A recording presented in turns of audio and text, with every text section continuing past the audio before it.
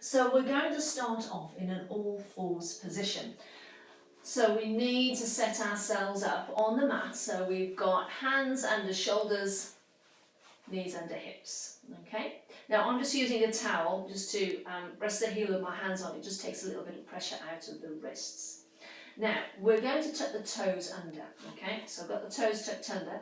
I'm not sinking in the middle. Okay. So you can see now I'm doing it all wrong. I'm sinking in the middle. Got a big dip in the lower back here. That brings my shoulders up as well. I don't want to be in this position. So I want to straighten out the back a little bit. So I've just got a little curve in the lower part of the back. And as I do that, it automatically brings those shoulders down. Now, your head position is really important, okay? You need to have your head lifted so that you feel like the back of your neck is nice and straight. So you don't want it dropped like that, okay? So the head is lifted. So this first one, fairly easy. I get this exercise to beginners. All we're going to do is see if we can float both knees up off the mat. So we're going to take a breath in to prepare. And as we breathe out, we're going to float the knees just 2 or 3 inches up off the mat. You can see I'm not coming very high. And then we'll lower back down again. And then we'll do it again. So we'll breathe out, we'll lift the knees, float up just a little bit. And then lower back down. Off we go again. Breathing out. Float the knees. And then lower back down. I'll show you one more time. Here we go. Breathing out. Lift the knees.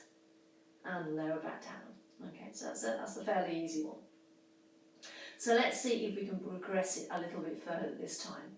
We are going to lift the knees and we're going to do some little toe taps behind us.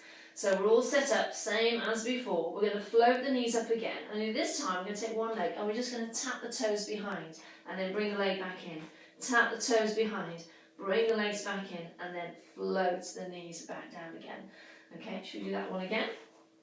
So here we go. We'll float the knees up and then we'll tap one foot behind and return, tap the other behind and return and lower back down. We'll do one more. Here we go, breathing out, float the knees up.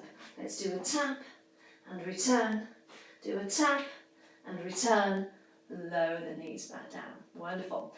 Okay, so let's see if we can go into that full plank position then this time.